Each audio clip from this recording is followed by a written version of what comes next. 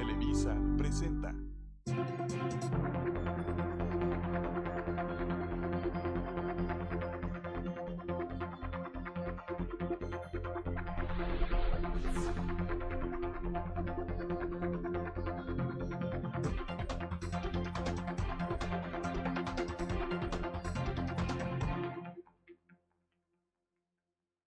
El presidente de la República, Andrés Manuel López Obrador, ha cumplido ya un año en el gobierno, un año de este gobierno, un año de la 4T, bueno, del arranque de la 4T, de los trabajos para lograr esto que el presidente López Obrador y todos los que le han seguido en este proyecto llaman la cuarta transformación. A partir de que llega el presidente el 1 de diciembre del año pasado, se genera una expectativa. Bueno, la expectativa se genera desde mucho antes de que llegara el presidente de la República. Crece exponencialmente cuando gana las elecciones y cuando llega, bueno, se genera una expectativa que se mantiene desde luego. Si hablamos en el ámbito nacional, pero también hay que irnos por estados. Bienvenidos a Pros y Contras, yo soy Sergio Valle. Me da mucho gusto saludarle en esta noche, si nos ven lunes, porque les recuerdo que este programa se transmite todos los lunes por la señal de Televisa Sonora a las 9 de la noche y le tenemos una retransmisión de esta misma emisión con el mismo tema los sábados a las 9 de la mañana. Lunes 9 de la noche, retransmisión sábados 9 de la mañana. Un año de la 4T. ¿Cómo nos ha ido en Sonora? ¿Qué se ha hecho en Sonora? Desde luego también vamos a dar una repasada al ámbito nacional, pero es importante nuestro estado como punto de partida pues de lo que se ha hecho, de lo que falta por hacer en este primer año de la 4T en el caso de Sonora. Está conmigo esta noche, les agradezco mucho que hayan aceptado esta invitación que les hice al profesor Jorge Tadei Bringas. ¿Cómo está, profe? Bienvenido. Bien, Sergio, sí. Buenas tardes a ti, al auditorio, y un gusto estar con nuestro compañero, y aprovecho para Jacobo presentar. Mendoza. Buenas tardes, muchas gracias. Al contrario, don Sergio, gracias por la invitación. Doctor Tadei, un gusto estar aquí con El usted. doctor Tadei. Yo le digo profe, me acostumbré a decirle profe. Soy profe siempre. Porque además no se quita su camiseta de profe. Es El profesor definitivo. Jorge Tadei Bringas, que es delegado de los programas de desarrollo del gobierno federal aquí en Sonora. Jacobo Mendoza, que vamos a ver un poco también la parte de política contigo, Jacobo, como presidente de Morena, el partido fundado, dirigido y que llevó a López Obrador finalmente a la presidencia de la República. ¿Qué podemos decir? Vamos a ir particularizando a lo largo del programa, desde luego, no irnos por temas, pero ¿qué podemos decir de principio sobre este primer año de la 4T en Sonora? Hemos visto un debate, por ejemplo, profe Jacobo, en el tema del presupuesto. Yo hacía una pregunta hace 2 o 3 programas. ¿Le fue mal a Sonora o le fue mal al gobierno de Sonora con los presupuestos? No. Yo creo que habría que ponerlo sobre la mesa esa pregunta. ¿Cómo nos ha ido? Bien, lo primero es que para evaluar, para analizar un periodo de gobierno, hay que partir de varias premisas, pero la fundamental es que hay que celebrar que hoy más que nunca la sociedad está al pendiente, está opinando, está criticando, está evaluando lo que estamos haciendo. Y ese es un logro de la cuarta transformación, porque nosotros buscamos que se tenga una democracia participativa donde la gente opine, donde la gente señale, critique, debata. En ese sentido, pues celebramos que se estén dando esta serie de análisis en todo el país prácticamente. Y la segunda es que cuando uno evalúa el desarrollo de algún gobierno, también hay que tener una serie de puntos de vista que van asociados con los valores. Si a ti te interesa la honestidad, pues tendrás una opinión sobre un gobierno. Si te interesa la solidaridad, tienes una opinión distinta. Así lo único que te interesa en la vida es la situación personal. Y si te interesa el bienestar de las mayorías, es distinto también. Así te interesan otro tipo de cosas. En ese sentido, una primer balance, una evaluación de la gran transformación que ha tenido el país en este primer año, desde mi punto de vista es positiva. 15 reformas constitucionales impensables, cosas como la corrupción, delito grave la cuestión electoral. Hay una reforma que a mí me encanta que se llama paridad en todo. En cualquier espacio tendrá que haber mitad hombres, mitad mujeres. Esto que pasó con los expresidentes, la misma cuestión del avión presidencial. Las pensiones. Las pensiones de los presidentes. Todo eso va dando el marco de un viraje en la manera de hacer política del país. La manera en cómo se comportan los políticos y también un viraje en la forma en cómo se va a administrar el presupuesto.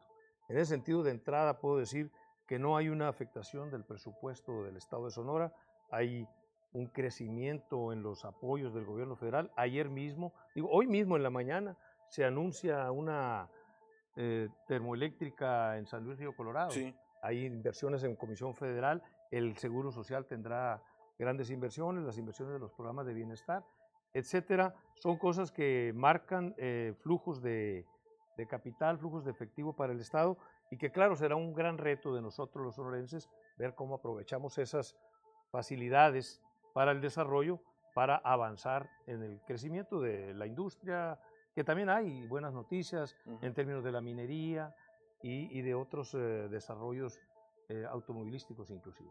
Bien, el tema de Tesla, por ejemplo, el tema de las minas de litio y este tipo de cosas. Bueno, ahorita le vamos a entrar a eso. Jacobo Mendoza, tu punto de vista. Bien, cumple un año el gobierno, se hace gobierno este mandato popular y se inicia un proceso de transformación. Es claro, hay datos que consolidan el proyecto de Alternativo de Nación y se puede vislumbrar ya el nuevo régimen, se puede dar cuenta ya de los resultados que empiezan a llegar al país en todos sus ámbitos y que hacen realidad el anhelo de los mexicanos por transformar el país. Nosotros consideramos que, como lo dijo el presidente, se ha iniciado un proceso de transformación y en estos momentos ese proceso de transformación a un año se encuentra en un periodo de transición. Reconocemos pues que hay expresiones del viejo régimen que se están combatiendo bajo las premisas del nuevo gobierno, que son la honestidad, la austeridad, la transparencia, la atención a la pobreza y el combate a la corrupción. Entonces, creemos que ese periodo de transición, como lo ofreció el presidente, en un año más terminará por consolidar los cambios que harán ya irreversible que esas expresiones del viejo régimen intenten desvirtuar o desinformar o desorientar. ¿Cómo qué tipo de expresiones, Jacobo? Lo que se ha venido viviendo en algunos medios de comunicación, en algunos sectores de la sociedad, que pretenden desorientar a la opinión pública respecto de los cambios que ha logrado el gobierno del licenciado López Obrador. Entonces, nosotros vemos que aún al referirme a expresiones del viejo régimen, me refiero a que todavía hay permanencia en algunos ámbitos de las entidades federativas, de los municipios, de los otros dos poderes como el judicial y el legislativo, y que el presidente está muy consciente que dentro de esas expresiones, si bien es cierto, tienen su derecho y se les protege y se les reconoce su derecho a diferir, a disentir, también vemos que en ello hay un enorme ejercicio también de manipulación y de pretender confundir a la opinión pública y desorientar el enorme esfuerzo que está haciendo el presidente López Obrador por sacar adelante al país. Entonces, creemos que el proceso de transformación es un proyecto que se está consolidando y que ya dieron muestra de ello desde reformas legales, desde las decisiones en materia de economía del país, en materia de política, donde se respetan las libertades, se vive un federalismo pleno, se respeta la autonomía de los municipios y creo que en el pleno ejercicio de las libertades democráticas el país va encontrando esos caminos de solución al enorme rezago que se recibió de los 36 años de neoliberalismo, donde entregaron un país empobrecido, más de la mitad de su población en pobreza, donde entregaron un país endeudado, inmensamente endeudado, 10.8 billones de pesos de deuda externa que nos cuesta mucho mantener esos pagos, un país violento, donde las mafias, la lógica de la corrupción, de la impunidad, están aún presentes, pero se está revirtiendo desde las causas, es decir, combatir las causas y no solo combatir los efectos. ¿Cuáles son las causas? La falta de oportunidades, la falta de empleo, la falta de educación. Entonces este gobierno está privilegiando la atención a las causas de la inseguridad y no solo a combatir con violencia la violencia misma. Pues estamos en un periodo ciertamente de aprendizaje todos, ¿no? Al final de cuentas, viendo las cosas, algunos desde dentro, otros desde fuera, pero al final de cuentas estamos aprendiendo, yo creo, todos en este proceso. Hace unos meses platicaba yo con Gerardo Fernández Noroña, vino aquí a una entrevista, y me decía él que estaban desmantelando el viejo sistema, el viejo régimen, ¿sí? No detalló mucho, pero me llamó mucho la atención eso de estar desmantelando el viejo régimen. Y está bien, solamente que parece que hay efectos colaterales, ¿no? También de esto. Es decir, no es que las cosas se estén haciendo con ganas de dañar a alguien, vamos a decirlo así, pero hay efectos colaterales.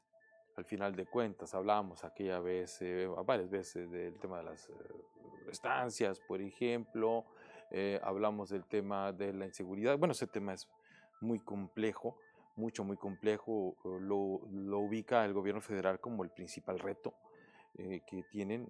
Platicaba yo con Olga Sánchez Cordero hace una semana y ella decía, sin lugar a dudas, el principal reto que tiene el gobierno de López Obrador es luchar contra la inseguridad, contra el crimen organizado, que está haciendo de las suyas en algunas regiones. Entonces, me parece que estamos todos aprendiendo, pero también hay que ir particularizando, ¿no? en algunos temas. Y de eso yo les voy a ir preguntando también en los próximos bloques. Les decía también, hay una oposición. ¿Hasta dónde sienten ustedes que es tolerable la crítica y cuándo no? Porque yo ahí sí veo mucho encono entre los que están a favor del presidente López Obrador y los que están en contra. Los que están muy a favor, están muy a favor, los que están en contra, están súper en contra. Y de repente vemos en las redes sociales unos encontronazos muy duros en donde se exhiben también de una manera, se exhiben unos antivalores tremendos de la gente que critica a López Obrador y de la gente que a veces que defiende a López Obrador. Y al final de cuentas, pues allá hay mexicanos y mexicanas también, y todos nos encontramos en la calle, ¿no? ¿Cómo ir en medio de este aprendizaje, de este proceso que tenemos, cómo se puede administrar eso desde el gobierno, si es posible administrar ese tipo de cosas? Afortunadamente, pues las redes sociales son las redes sociales. Nosotros, el propio presidente que viene de muchos años de la lucha, como un disidente, creo que es el personaje más atacado en la historia del país. Aquel licenciado Andrés Manuel López Obrador que andaba recorriendo el país era atacado, vilipendiado, y entonces nosotros tenemos un profundo respeto por la crítica, aun cuando mucha de ella no es del nivel que se requiere. Una transformación, si un cambio provoca problemas, con más razón una transformación que es un cambio más dinámico, más radical. Entonces, profundo, ¿no? Estamos afectando intereses, eso nosotros lo tenemos muy claro. La primera premisa de trabajo de la Cuarta Transformación es el combate a la corrupción, la segunda, el gobierno austero. Platicaba yo el otro día para ver las afectaciones que estamos haciendo. Imagínate que algún presidente de un país en desarrollo se le ocurre comprar un avión de 8,000 millones de pesos y que además nadie dice nada y que se autoriza el presupuesto, se manda a fabricar el avión y el siguiente presidente se sube encantado de la vida en eso. Ahorita le damos a ese tema, tengo que ir a un Sí. corte y regresamos. Nos quedamos en el tema del avión, en pros y contras.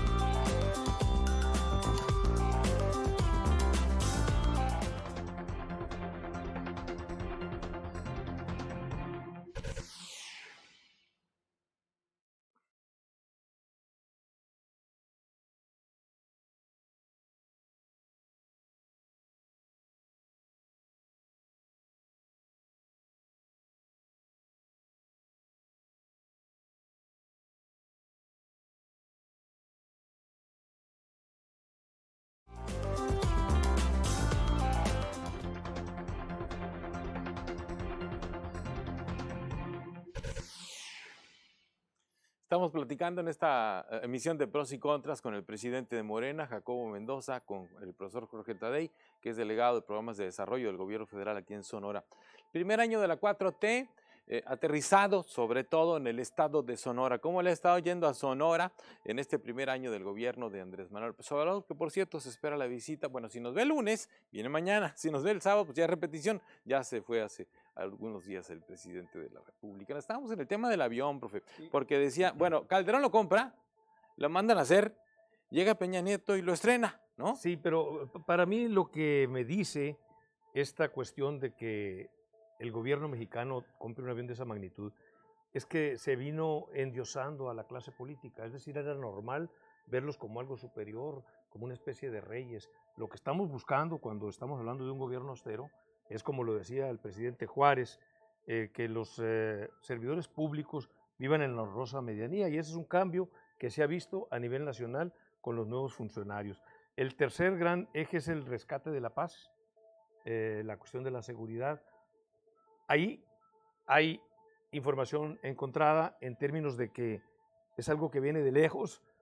Desde principios del siglo se desató esta tremenda violencia, primero por el trasiego de drogas, pero después porque se ha hecho también un mercado nacional. Se empezó a consumir aquí. Sí, y entonces aquí hay dos maneras de verlo. Nosotros lo decíamos, el doctor Alfonso Durazo, que es el secretario de Seguridad Pública, hablaba de un cambio, de una inflexión en el crecimiento de la delincuencia, de los homicidios, en particular porque todas las demás versiones de la delincuencia, el robo domiciliario, el asalto, secuestro, todas ellas han disminuido, y donde se ha mantenido la tendencia es en los homicidios dolosos. Se había mantenido la tendencia, a partir de agosto hay una inflexión. A estas alturas tenemos de manera muy lamentable 30,000 muertos, pero la tendencia nos dice que en este momento lleváramos 38,000 muertos. O sea, hay una reducción. ¿Se detuvo? En la tendencia hay una reducción. Si no se hubieran aplicado las estrategias que se están aplicando, seguramente tuviéramos una cantidad mayor, porque esto iba increciendo. Y lo último es la cuestión del bienestar, la búsqueda del apoyo a los más necesitados, darles oportunidades. En eso se está trabajando también, y hay más de 300,000 millones de pesos distribuidos a lo largo y ancho del país, en adultos mayores, personas con discapacidad, jóvenes, etcétera. Entonces creo que ha habido un gran trabajo, así como el ritmo que marca el presidente de la República, que de las 6 de la mañana está ocupado con las cuestiones de México, y el fin de semana, en lugar de descansar, se dedica a hacer los recorridos. Ese ritmo que traemos muchos de los que estamos colaborando con el proyecto está dando resultados para arrancar con la cuarta transformación. Oiga, profe, sí, he visto algunas estadísticas que dicen que los robos del fuero común, robo a casa, habitación, asalto, empiezan a reducirse un poco, y eso es bien importante. Pero yo sí quiero poner sobre la mesa el tema de las corporaciones criminales, porque al final de cuentas tienen un modelo de negocio, así que le podemos llamar corporaciones también, que crecen al amparo de la corrupción, al amparo de gobiernos que les permiten crecer, que les permiten apoderarse de territorios en el país, al amparo de esos gobiernos que incluso les permiten ser dueños de las vidas de muchas personas. No estoy exagerando, no estoy exagerando. Quien haya vivido en carne propia esto sabe que es cierto lo que estoy diciendo. Son dueños de vidas y de negocios en muchas regiones del país, de las personas. Al final de cuentas, esos, Jacobo, profe, esos grupos criminales son una especie de contrapoder. Ya vimos lo que pasó en Culiacán. Yo creo que nadie puede cuestionar que al final de cuentas la decisión era salvar a la gente. Yo estoy totalmente de acuerdo. O sea, había que salvar a la gente, sí, pero esa capacidad que tuvieron en ese momento es lo que preocupa y asusta. Es lo que preocupa y asusta. Entiendo que Alfonso Durazo está en una estrategia junto con el presidente en ir minando la capacidad financiera, logísticas de ellos, ¿no? ¿Cuándo creen o cuándo se estima que pueda haber un resultado en ese sentido? Porque ellos exhibieron un poderío, un desafío brutal, no solamente al presidente de México, al país entero, a nuestra historia, a la sociedad, a todo el mundo. Bueno, yo no quisiera hablar de más, pero justamente cuando llegamos a la reunión de seguridad iba yo sorprendido por el poderío que habían mostrado, ¿no? Y me comenta alguien ahí que no se imaginan, en 5 minutos ese poderío se acaba. Lo que pasa es que por eso se hablaba de una masacre.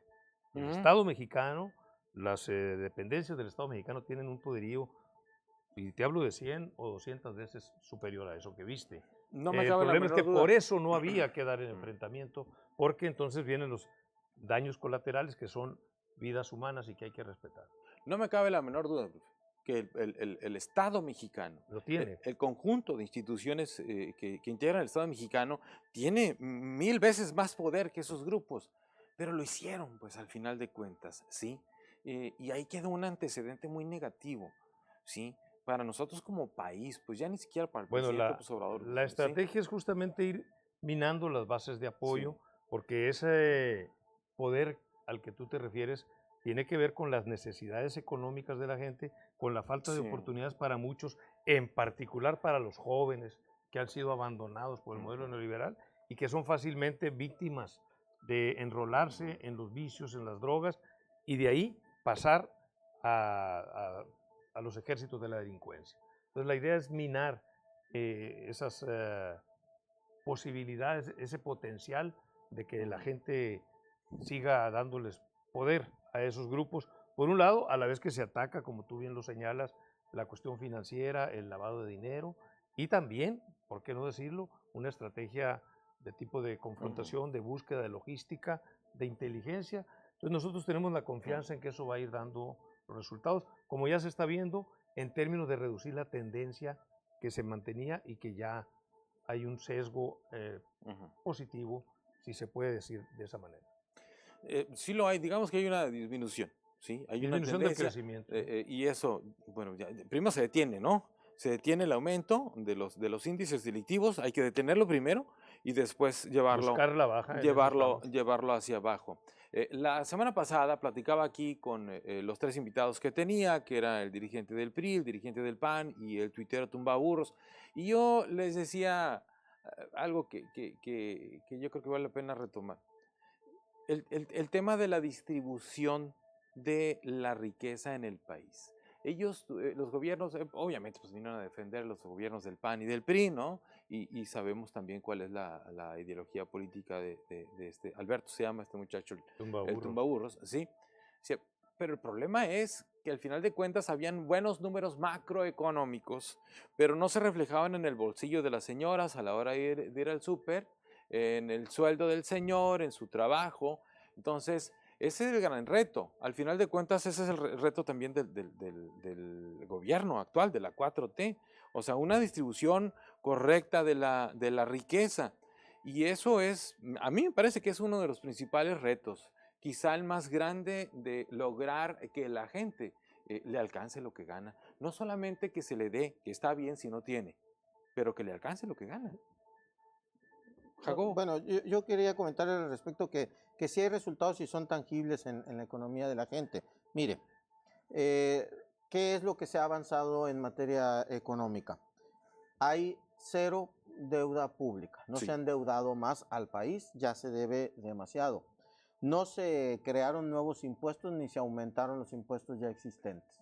Y sin deuda pública, sin un solo peso de deuda y sin aumentar impuestos, se ha logrado implementar el mayor programa de beneficios sociales en la historia del país, de lo que podrá dar cuenta el doctor Tadei. Ahora, en materia de inflación, el mes de noviembre, por abajo del 3%, un resultado histórico. Bajo control la inflación e inclusive abajo del 3%, que es digamos, un estándar en el que podría decirse que se encuentra estable la economía. No hay inflación, no aumentan los precios. La inversión extranjera directa creció más del 8% en los primeros 9 meses del presidente. Hay un registro de alrededor de 26,000 millones de dólares de inversión extranjera directa y además se ofrece un plan de infraestructura donde hay 147 proyectos de inversión de los empresarios nacionales. Quiere decir que hay confianza, hay certeza y por lo tanto hay inversión en el país. Ahora bien, la devaluación. No se ha devaluado el peso, al contrario, han encontrado fortalezas en la economía, se fortalece el peso y como una de las monedas inclusive que encuentran mejores espacios de recuperación. En otras condiciones, el entorno económico actual internacional hubiese dado para el país de entrada una fuga de capitales, una devaluación y una crisis económica inmediata. Nada de eso ha ocurrido porque hay un ejercicio responsable de la economía. Y también el bolsillo del ciudadano también refleja que ha habido un aumento real de los salarios. Entonces, si tuviéramos que hablar...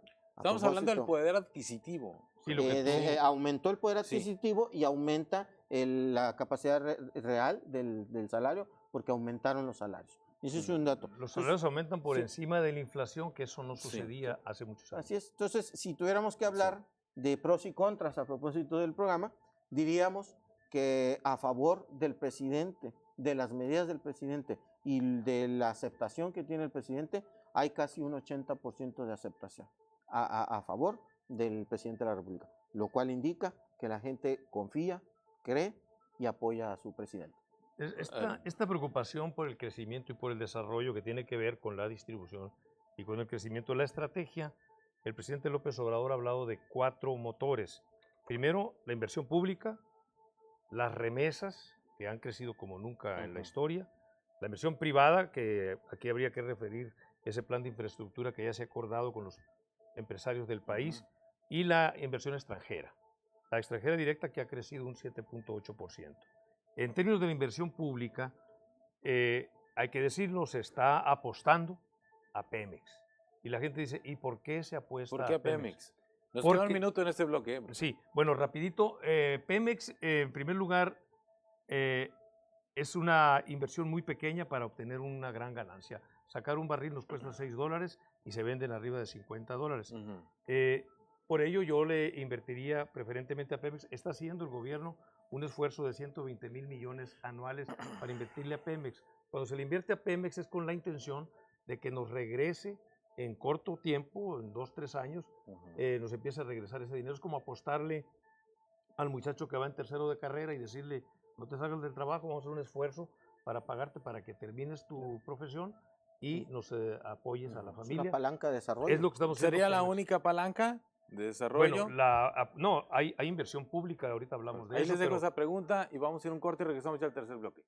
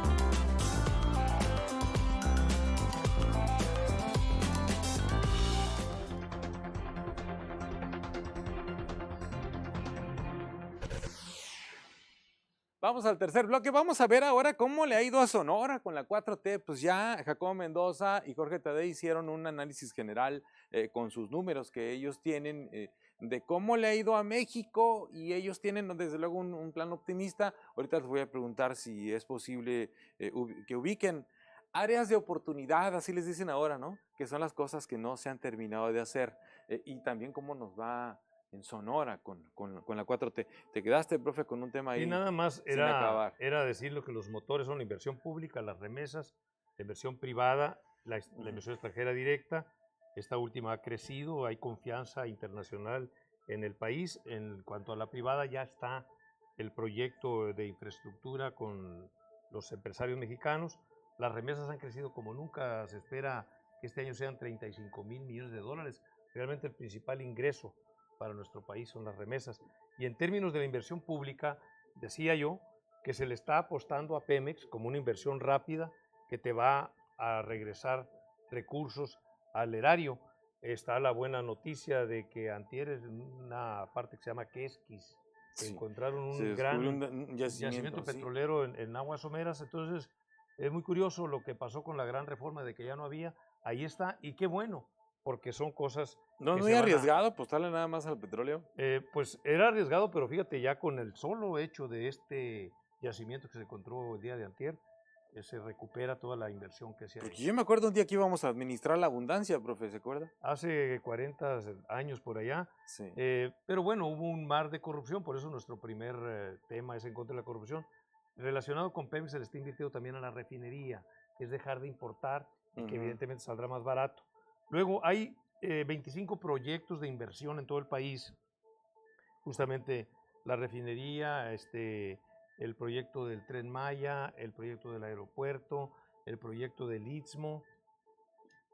Hay un proyecto muy interesante que se llama Sembrando Vidas, que genera 200,000 empleos. Sí. Ciertamente, como lo mencionabas, que es en el sureste. Sí. Pero hay otra serie de programas en Sonora, de alguna forma. A eso iba. El programa de mejoramiento urbano que nos benefició en San Luis Río Colorado, en Nogales, el programa de la frontera, donde se bajaron los impuestos sobre la renta, se bajó el IVA, se homologó la gasolina y se duplicó el salario mínimo. Son beneficios que evidentemente a alguien le cuesta. ¿Y quién es ese alguien? Pues el erario público, el gobierno federal, que está apoyando ciertamente el desarrollo del sureste, pero también algunas cuestiones en Sonora. Y termino con algo que baña a todo el país, los programas de bienestar.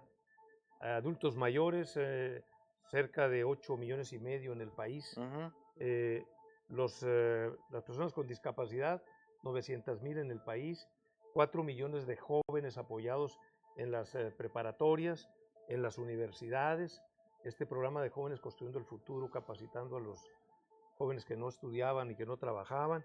Incluso de Prospera se ha continuado con el proyecto de estancias infantiles que ahora se llama Apoyo a Niños, Hijos de Madres Trabajadoras. ¿Siguió? Claro que sigue. A ver, ¿cómo opera eso, profe? Vamos a irnos ahora, Jacobo, profe, para ocupar este tercer bloque en lo que refiere a Sonora, ¿sí? Concretamente a Sonora. ¿Cómo siguió operando? Porque hubo las protestas. Es más, la semana pasada hubo protestas de grupos de mujeres Sí, en el Congreso. en el Pero Congreso es del Estado. contra Sí, el gobierno del Estado ahora. sí, bueno, Porque también... quieren que se le asigne Sí. un recurso. El gobierno del estado acaba de decir que pues, van a cancelar porque eso se hacía con recursos federales y pues ya no va a haber.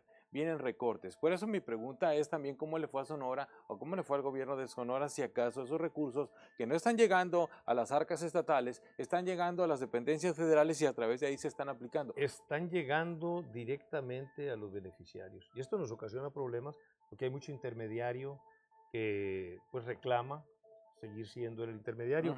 Mira, los adultos mayores, pues ahí están distribuyéndose ya más de 170,000. Hay que reconocerlo. Traemos un problema con 2,000 o 3,000 de ellos que o no están anotados bien, o que no se les ha pagado a tiempo, o que su tarjeta no funcionó, o que simplemente hubo alguna falla al subirlo al sistema. Son 2,000 o 3,000 sonorenses, 173,000 ya están recibiendo el apoyo, pero esos 2,000 les pedimos siempre que se reporten con la Secretaría de Bienestar, que se apunten, que den su número de teléfono. Muy importante lo del teléfono, porque en Sonora las direcciones no son muy útiles. A veces llegas tú a la calle y hay un baldío, una casa abandonada. La nomenclatura está en las recicladoras, casi Además, entonces les pedimos que se reporten porque Jorge Tadei, la Delegación de Bienestar, el presidente de la República no van a estar conformes hasta que todos los beneficiarios que lo requieran tengan ese apoyo. El problema que hemos tenido con las personas con discapacidad es que también cometimos un error al censar, no fuimos estrictos y nos aparecieron en el país 5 millones de discapacitados.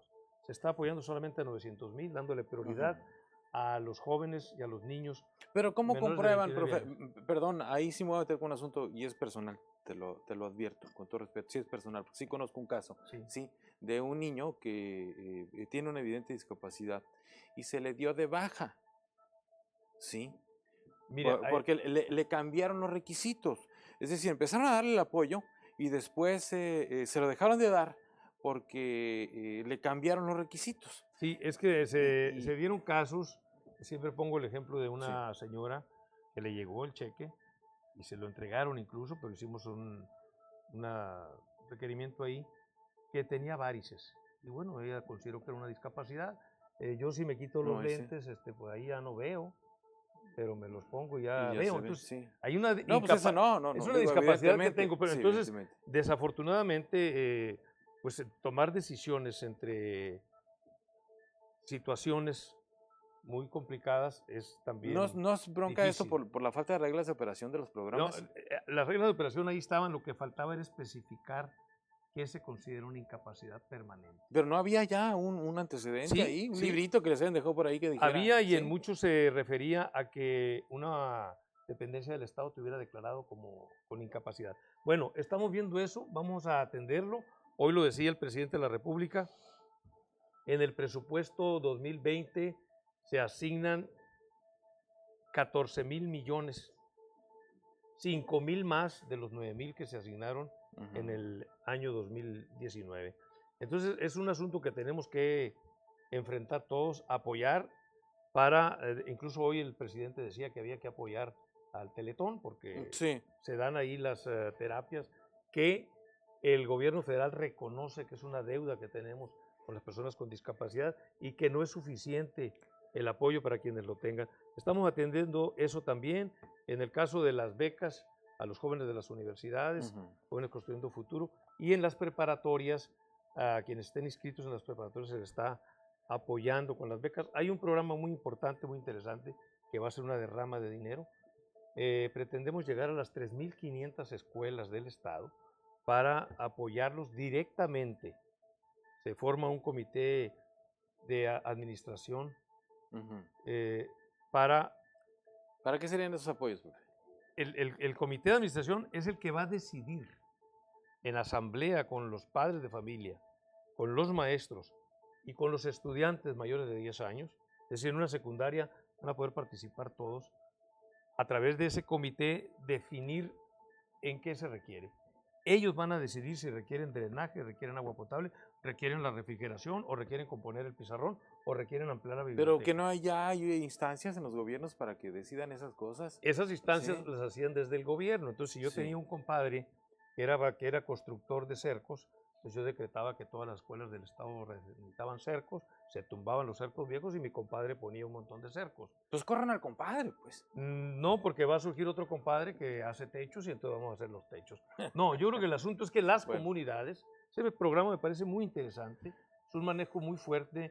Después de lo que se manejaba con Pemex, las reparaciones de escuelas, las ampliaciones de escuelas, era lo que más... ¿A quién se le va a dar el dinero? A los padres de familia, ya están. Ahorita tenemos formadas... ¿Y los padres van a ejecutar la obra? Ahorita tenemos instaladas ya 181 programas de escuelas, donde ya se les entregó el cheque al comité administrador, donde hay un presidente o una presidenta, pero un requisito es que la persona que administra el dinero, la tesorera, sea mujer. Y ya tenemos 181 aquí en Sonora. Ellos están decidiendo en qué van a entiendo, profe. instruir y cómo lo van a administrar. A ver, pero ¿cómo? A ver, ese es dinero público. Sí. Sí, es dinero de nosotros tres, que pagamos impuestos, de los muchachos que están aquí atrás de cámaras, que pagan sus impuestos, de todos los que pagamos impuestos, es dinero de nosotros. Entonces, se lo está dando usted, no usted, el gobierno, a un particular para que ejecute obra pública. No. ¿Cómo es? A un particular, no es un particular, es un grupo, una sociedad de padres de, no una sociedad de padres de familia, un comité administrador de la infraestructura. Se van a reunir, van a decidir en qué se van a usar. Mira, entre 5 y 50 alumnos se les va a apoyar con 150,000 pesos. Entre 50 y 150 se les va a apoyar con 200,000. Las escuelas que tienen más de 150 se les va a apoyar con $500,000 de pesos. Se le va a entregar a ese comité ¿Y cómo se va a administrador. comprobar esos $500,000 de pesos? ¿Quién lo va a comprobar? Ellos mismos, va a haber formas de que, ya están Sí. las formas, de que subas al sistema de control quién hizo esa obra. ¿Pero qué ley los obliga a ellos, profe, si ellos son particulares? Sí, usted, como es delegado del gobierno federal, usted recibe... Sí, yo no tengo sé, la obligación. Usted está obligado a comprobar unos viáticos, si fue a San Luis Río Colorado algo, ¿sí? Bueno. Y entonces usted tiene que comprobar, Claro. su administrativo tiene que comprobar la gasolina, el hospedaje, los alimentos o cualquier evento que haya organizado. Porque está obligado usted por ley, porque usted Claro. es funcionario. Pero la mamá que esté administrando ahí el dinero para la escuela... Tiene una gran responsabilidad. Primero, tiene un compromiso con su comunidad. Estamos partiendo nosotros, por eso se llama la economía moral, por eso se llama la cartilla moral, porque la moral es hacer el bien. Estamos partiendo de que la comunidad va a elegir a un presidente honesto, va a elegir a una tesorera honesta, pero más importante, se va a tener que informar cada semana en la entrada del plantel para que los muchachos y los maestros y los padres vean y supervisen lo que se está haciendo. Pero esa si es no una lo apuesta. Si no lo hacen, eso tendrá, hay representantes del gobierno en ese comité, como supervisores, como mentores le llamamos. ¿Quién se hace Estamos responsable de ese $500,000 de pesos? ¿Cuánto tiempo me queda, productora? La sociedad, el comité administrador, se hace responsable de entregar cuentas, primero que nada a la comunidad y a nosotros, el gobierno federal, que vamos a estar dándole seguimiento y supervisando lo que hacen. Bien. No es un dinero tirado a la basura. No, yo entiendo que no. Yo lo que veo es, y te lo digo con todo respeto, es que difícilmente van a poder fiscalizar ese dinero. Eso es la cuarta transformación. Por eso es una transformación. ¿Sí? Me encanta que a veces no se entienda en lo que estamos. Sí. Estamos en una transformación, cosas muy distintas de cómo gobernar, de cómo tomar en cuenta a la comunidad y cómo rescatar la participación de la sociedad. Entiendo que es fabuloso y es extraordinario que ustedes quieran tomar en cuenta y estén tomando en cuenta a la gente, ¿sí?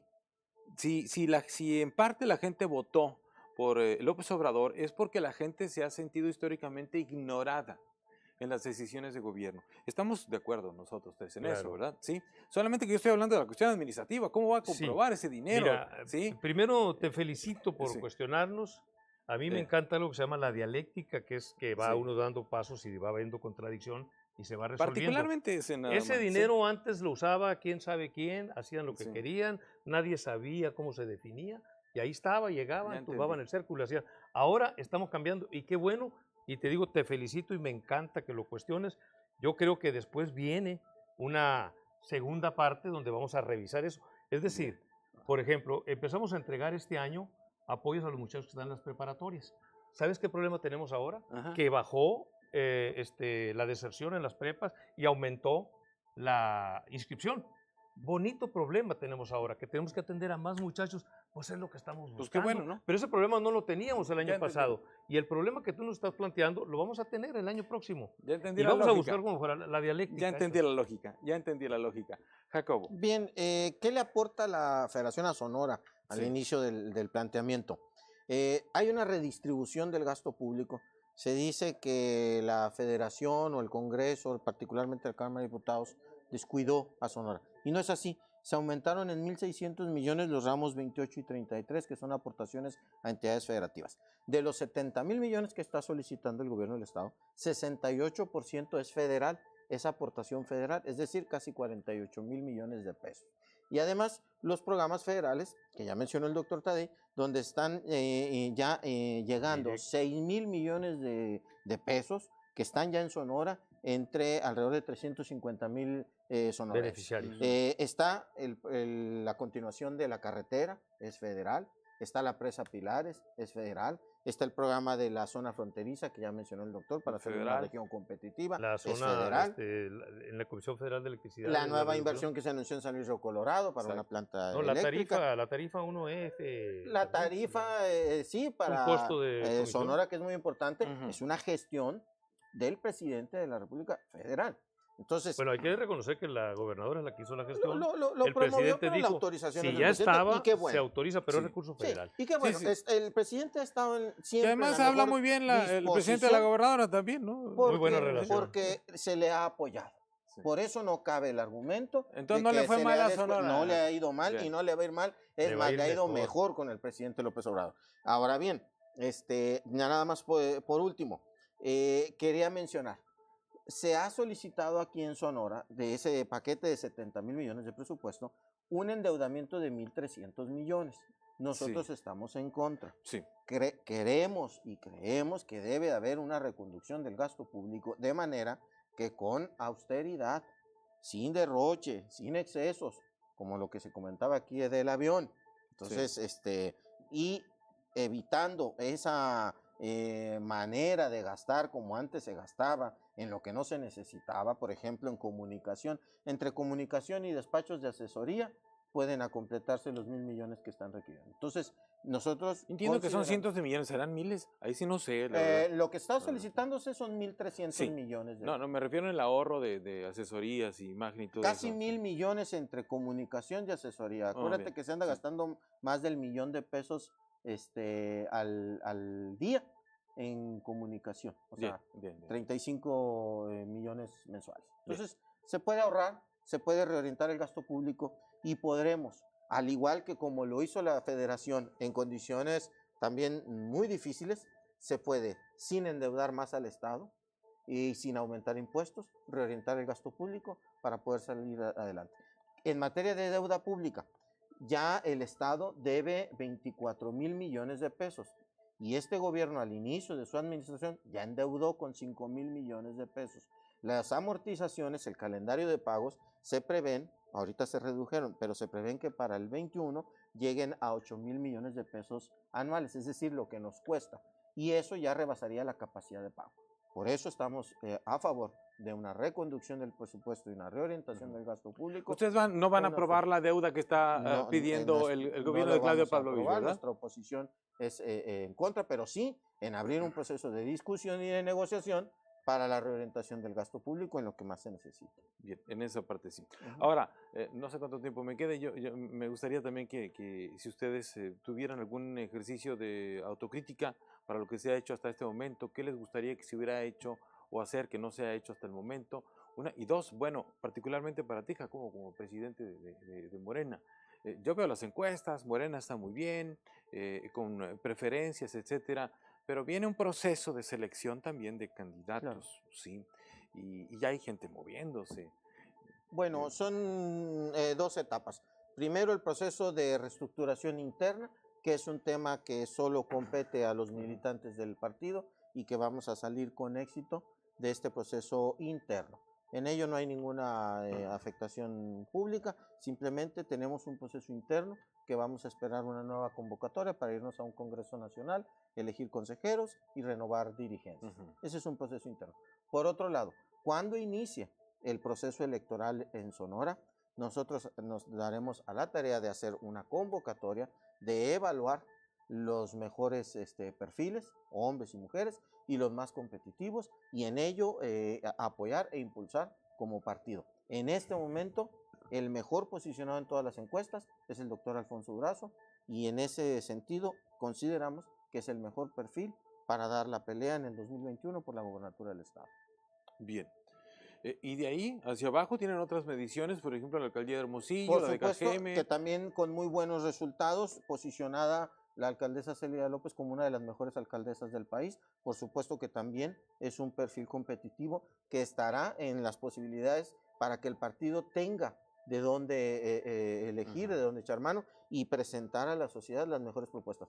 Claro que sí, en ello también están nuestros alcaldes, en ello también estarán nuestros senadores, nuestros diputados federales.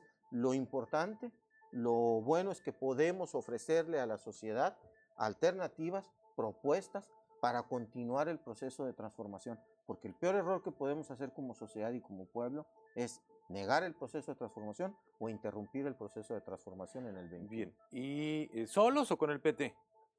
Ya veremos en qué condiciones se dan. Porque en el PT está Ana Guevara, que también quiere ser gobernadora. Estará en su derecho de buscar su postulación en su partido. Estamos nosotros en la mejor disposición de discutir si habrá o no coalición, pero eso ya se verá en el 2021. En su momento fueron fuerzas políticas aliadas en el 2018, la coalición fue electoral, cumplió sus fines, sus propósitos y se llevó con éxito, primero que nada, al presidente de la República y también en Sonora hasta colocarnos en primera fuerza política nacional y en el Estado. Veremos las condiciones para el 21 y en ello habrá de determinarse la política de coalición. ¿Ahora ya no va a haber tómbola? Bueno, la tómbola existe en nuestros estatutos, pero solamente quiero aclarar. La tómbola es un proceso de insaculación entre delegados electos en asamblea que únicamente determina el orden de prelación de las posiciones de representación proporcional. Es decir, no es un método abierto para todo, se sigue compitiendo con los mejores candidatos o candidatas y se abre un porcentaje para externos. La tómbola únicamente es un proceso para que una vez de los electos militantes en asambleas ya sean municipales, estatales o federales, se determine el orden de prelación de los listados que se entregan a la autoridad electoral para los representantes populares en plurinominales. Entonces, esa es la aclaración en el caso de la tómbola. Bien, profe Pero Tabey, de la autocrítica. adelante, ¿sí? Sí, mire, en la autocrítica nosotros todos los días estamos ocupados y preocupados por resolver el asunto, sobre todo en cuanto a apoyos del bienestar se refiere. Si bien hemos entregado arriba del 95% de los apoyos a adultos mayores, reconocemos una deficiencia que tenemos que salvar con quienes nos faltan y como lo hemos dicho, no estaremos satisfechos hasta que todos y cada uno, el 100%, tengan ese apoyo. Lo mismo el problema del que ya te hablaba de las personas con discapacidad. Hay que reconocer también que tenemos un rezago en cuanto a la instalación del Internet. La idea del proyecto que tenemos en la Cuarta Transformación es que todo el país tenga Internet. Vamos avanzando más lento de lo que se pensaba por el asunto de las tecnologías. Nos vamos a colgar de Comisión Federal y es una tecnología alemana que está por ahí licitándose. Vamos a trabajar, eso es una deficiencia. Y aunado a la cuestión del Internet, pues el problema de la banca. Entonces, no hemos bancarizado. El objetivo es que todos los beneficiarios, y en Sonora Ya son es muy complejo. 350,000, Sí. esos beneficiarios reciban su tarjeta, se acaben las colas, se acaben los amontonamientos de gente, los problemas de calor, cada quien recibirá su tarjeta, pero hay un rezago que reconocemos y que estamos trabajando en ello. Ya habló el presidente López Obrador de hacer 13,000 terminales bancarias. Sí. Y algo en lo que nunca dejaremos de reconocerlo, el problema fundamental que nos encontramos en términos humanos, en términos sociales, es el problema de la salud y le estamos entrando no con el ritmo que se requiere, pero es un problema muy complejo porque hay un abandono de clínicas, hospitales, falta de medicinas. El IMSS trae un incremento, ¿no? Para este año. Sí, el IMSS, la delegación no, del y IMSS. de hecho vamos a hacer unas Sí. construcciones aquí en Sonora del IMSS, es decir, va a ir mejorándose el problema de la infraestructura, pero también hay deficiencia de médicos. Ya se está arrancando una universidad de la salud para preparar ahí a los doctores, a los especialistas. Entonces son grandes rezagos que nos dejó el modelo neoliberal y que estamos trabajando con esta visión de un modelo de bienestar, del modelo de la Cuarta Transformación. Estamos trabajando con todo a cada momento para sacar adelante. Me decías ahorita que el tema de las estancias, siguen funcionando las estancias. Sí, las estancias siguen funcionando y se sigue apoyando. Mira, había 7,200 personas que recibían el apoyo. Encontramos solo a 4,200. Buscamos, las censamos y estamos apoyando a las únicas 3,900 que apoyamos, que encontramos. A las que encontraron. Sí, las demás no hemos encontrado, no existían, ya no estaban los niños en edad, etcétera. Pero todas y cada una de las que encontramos y tienen sus hijos están recibiendo el apoyo mensual. Profe, ¿tú quieres ser candidato a algo? Yo no quiero ser candidato a nada, yo estoy comprometido con la Cuarta Transformación, con el primer presidente de la Cuarta Transformación. Tengo el orgullo de ser representante de López Obrador en Sonora y con eso me doy por servido, es lo que hemos luchado siempre, cuestionamos al viejo régimen y ahora estamos contribuyendo con el nuevo régimen. Estoy muy satisfecho y mi compromiso único es con el gobierno federal. ¿Y si se te atraviesa una diputación federal, por ejemplo?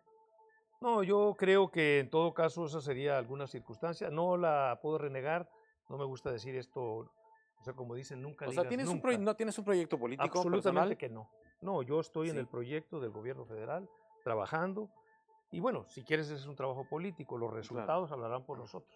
Pero en eso estamos concentrados y vamos a concentrarnos, y he sostenido mucho que los ejercicios futuristas son del viejo régimen, es decir, un país prácticamente en quiebra y la gente ocupándose de quién va a ser presidente 5 años después o quién va a ser gobernador 1 año y medio después.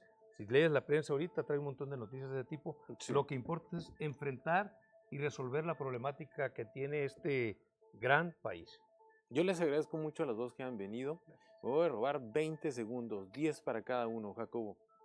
Muchas gracias. Una conclusión. Bueno, decirle a la gente que tenga confianza, que se está avanzando, que la plataforma que llevó Morena al poder se está respetando y que se van a mostrar esos resultados conforme se vaya también avanzando en el proceso de transformación. Los cambios, las necesidades que tiene el país, las más inmediatas se están atendiendo y hay otras que requieren un poco más de tiempo. Tengamos conciencia de que el nivel de deterioro y las condiciones en las que se entregó el país nos obligan a tener una planeación donde gradualmente y poco a poco se irán fortaleciendo esos cambios. Lo importante es que hemos logrado todos, en unidad como pueblo, de manera pacífica, iniciar un proceso de transformación que hoy ya es una realidad en el país y que poco a poco se irá avanzando gradualmente. Gracias, Jacobo Mendoza, presidente Morena. Jorge Tadei. Tenemos un presidente de la República comprometido con el pueblo de México, tenemos un gobierno que él encabeza con el compromiso grande de sacar adelante este país. Hay críticas, hay señalamientos, son bienvenidos, qué bueno que haya quienes tienen diferencias con nosotros. Sabemos que un proceso de transformación afecta a privilegios, afecta a intereses, sí, pero lo que le pudiera yo comunicar a la gente sonorense, a la gente que nos dio la confianza hace 1 año y medio con ese gran tsunami del 30 millones de votos. Del 1 de julio del 2018, decirles que tengan confianza, que sigamos con esa esperanza de que estamos transformando el país, que estamos haciendo historia para cambiar este hermoso país en el que nos tocó vivir, México.